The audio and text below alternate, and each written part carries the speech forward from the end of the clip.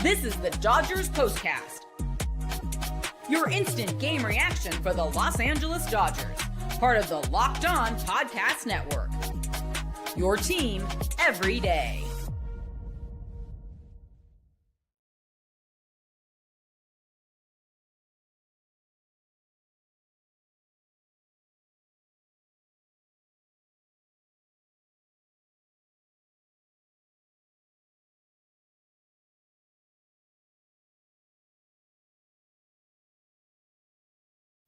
Well, hello and welcome to the Locked On Dodgers Postcast on the Locked On Dodgers YouTube channel, place to hang out when every game is done. I am Pete Fox, covering sports in LA, dating back to 2007 for ESPN LA and NBC Sports Radio.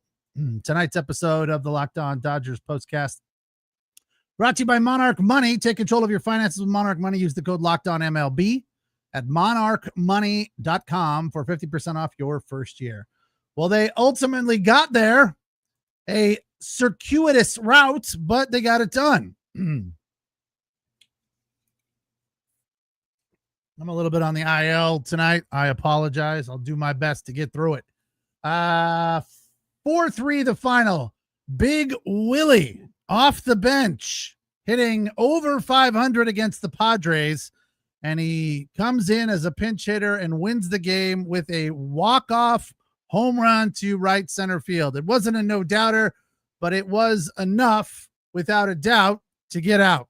Just barely. Time to reveal where the game was won or lost. It's the turning point.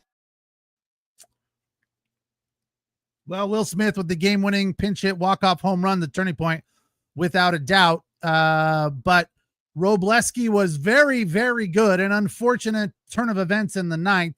I would have liked to see a reliever in there to close it out and have it ended a little sooner. But some of you guys in the chat brought up a good point that the error from Max Muncy changed the course of that ninth inning. And they would have gotten out of it if that double play was turned, more than likely. So, yeah, it wasn't ideal. It wasn't good morning, good afternoon, and good night. But it was good enough, and they didn't, fall behind. He gave up just 2 runs there in the ninth inning, and then Will Smith came in to win it in the ninth as a pinch hitter, walking it off. Again, he's 9 for 17 against the Padres. I didn't quite understand the pitch selection from Suarez. Fastball up, fastball up, fastball up. I mean, he kept... Sorry. He kept hammering balls deep to the outfield, one to right field, one to left field, and he keeps throwing him tasty pitches right over the plate. Well, not surprisingly, Will Smith took advantage of it. The other big story tonight. This is what you'll be talking about. Emmet Sheehan makes his return to the Dodgers starting rotation. Hasn't pitched in the majors since the end of the 2023 season, over 600 days. And I thought he looked really good. He had good command. The slider was dipping hard, biting, and the Padres had a heck of a time with it. He had 6 Ks over 4 innings, 1 run on 3 hits. Probably could have gone more, but he had 65 pitches, and that was about the number they forecasted for him. Then Robleski came in and pitched 5 innings, including the ninth. He gave up 1 run on 4 hits, 2 runs total, only 1 of them earned. He threw 74 pitches, the ERA at 5.19, 5.18 rather. Sorry. And I thought the thing that he did best tonight, and this is kind of more of his approach these days, EK pointed it out, and it's a good observation that he is mixing and matching pitches a whole lot better. And, up in the zone, down in the zone, off speed. And then the heater is like mid to high 90s. It was up at 98. I don't think he eclipsed 99, but he did get to 97 and 98. And that's just hard to hit, especially when you're a lefty like he is. So good stuff from him again. I mean, his last couple of outings have been really, really solid. So the Dodgers win this one 4-3. That's 5 in a row. They take the series from the Padres, add another game in the standings because the Giants lost as well. and everything's cruising. It was an interesting start to this game for sure, and kind of a tough luck loss for the Padres because Kolek was rolling. He had it going, and the Dodgers were very, very off balance the first time through the lineup. I think it took 3 innings to get through the lineup because he just had everybody off balance, and I only had 3 Ks, but just they couldn't make any contact. I mean, Mookie Betts went up there his first at bat and watched strike 1, strike 2, strike 3, and didn't even get the bat off of his shoulder, which is kind of strange compared to last night when he was swinging at all his first pitches, which is very atypical for Mookie Betts. They said he was 0 for 4 last night. Did walk and get on base like tonight, but 0 for 4 on 6 total pitches.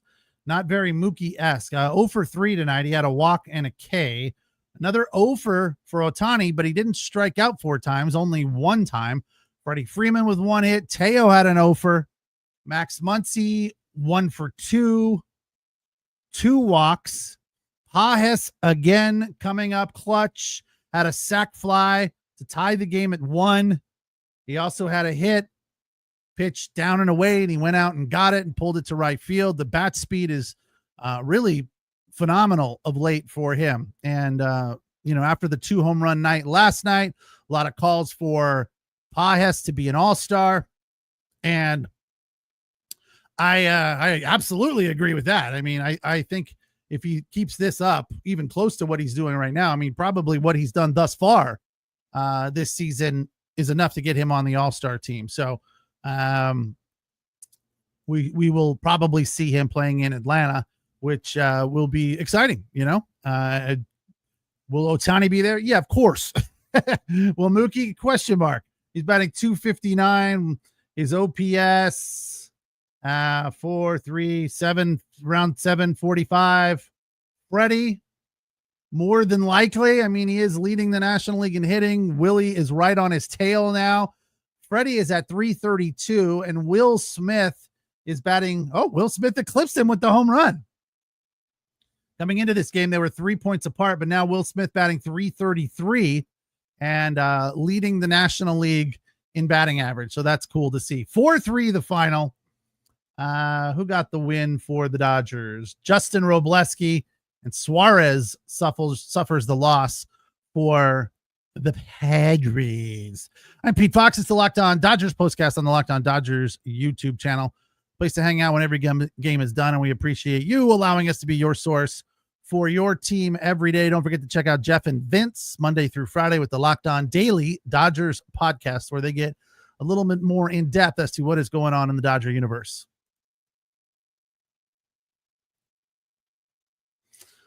Tonight's episode of the Locked On Dodgers postcast brought to you by Monarch Money. Ever look at your bank account and wonder, where did all my money go? Well, it's gone to a lot of different places. Some of them you probably realize, some of them you're surprised by. Online shopping, entertainment, lessons, new golf clubs, gas, food, essentials, all that stuff. It's very easy to lose track. That's where Monarch Money comes in. It's your personal CFO with control over your finances. Monarch Money isn't just a budgeting app. It's a complete financial command center.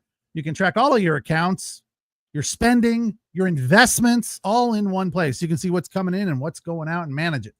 It is your one-stop money managing software that starts helping you build wealth. So take control of your finances with Monarch Money. Use the code LOCKEDONMLB at monarchmoney.com for 50% off your first year. That's monarchmoney.com, code LOCKEDONMLB. Tonight's episode also brought to you by Trade Coffee. Let's be real. Coffee isn't just a drink. It's part of your life. It's a ritual, a lifestyle, a lifeline, the thing that gets you from half asleep in the morning to fully functioning. It's also something that you might do just for enjoyment and entertainment. Go out and find a good cup of coffee. And whenever you do that, you're always getting better coffee than you're making at home. Well, when it's that essential, why settle for anything less than amazing at home? That's where Trade Coffee comes in.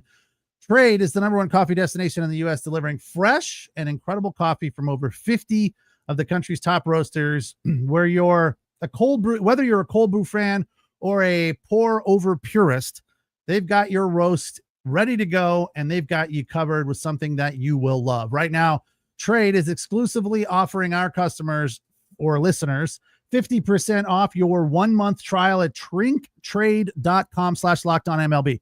That is drinktrade.com, TRADE.com/lockedonmlb. 50% off your first 1-month trial, drinktrade.com/lockedonmlb.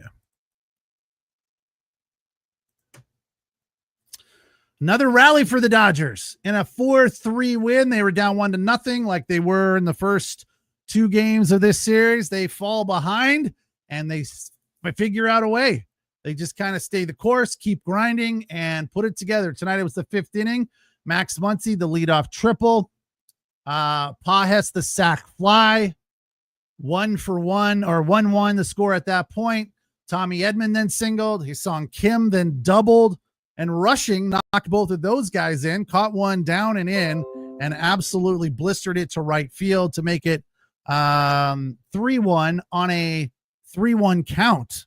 Not the best pitch at that point against a hitter that's batting just over 200.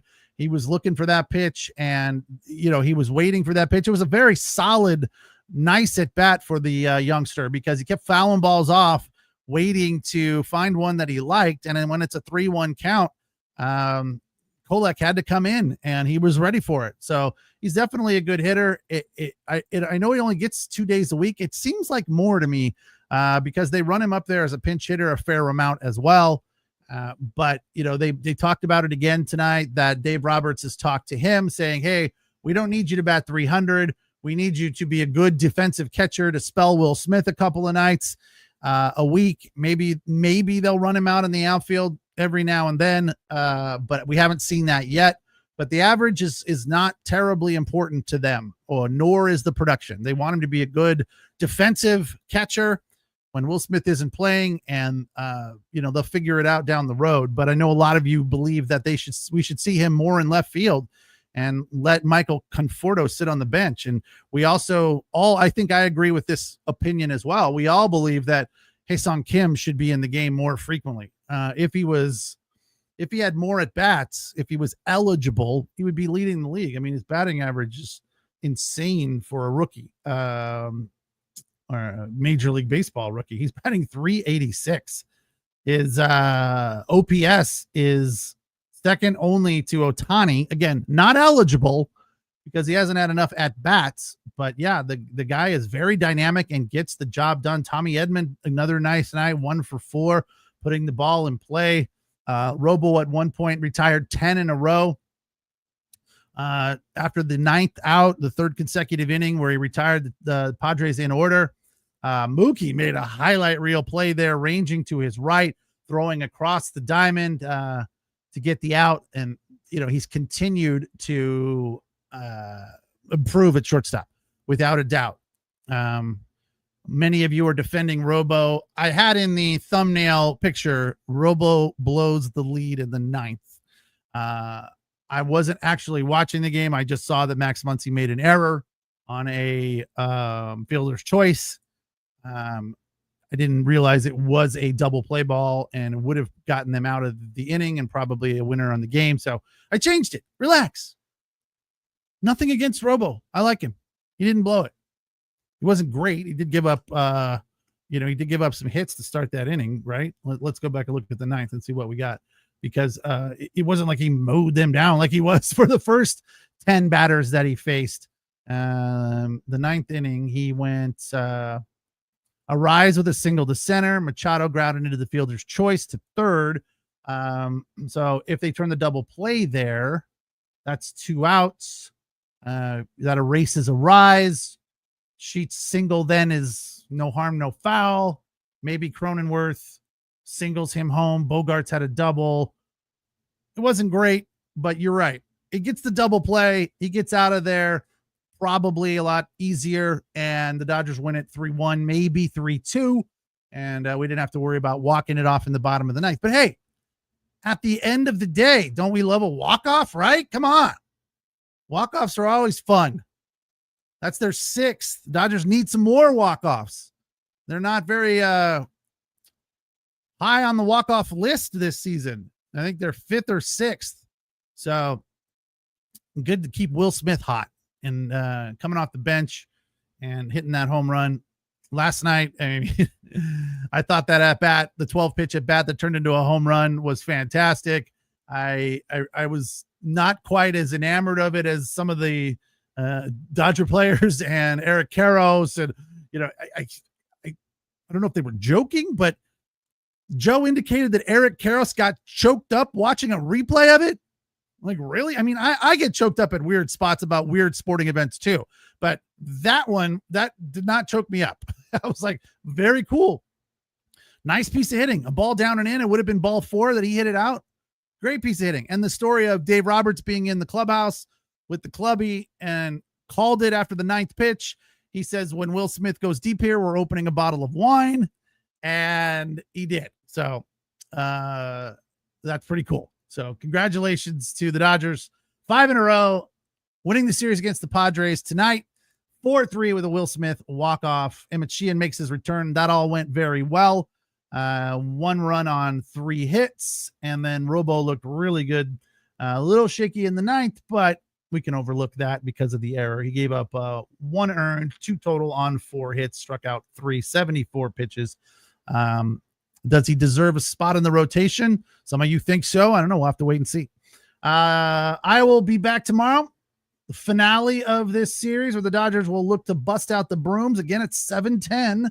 Wrap up this 4-game series with Yoshinobu Yamamoto on the mound against Ryan Bergert. We'll see you right afterwards, right here on the Locked On Dodgers YouTube channel. It is the Locked On Dodgers postcast. Appreciate you listening and watching. And as always, appreciate the comments. And don't forget to check out Jeff and Vince with the Locked On Daily Dodgers podcast. Take care. Have a good night. We'll talk tomorrow.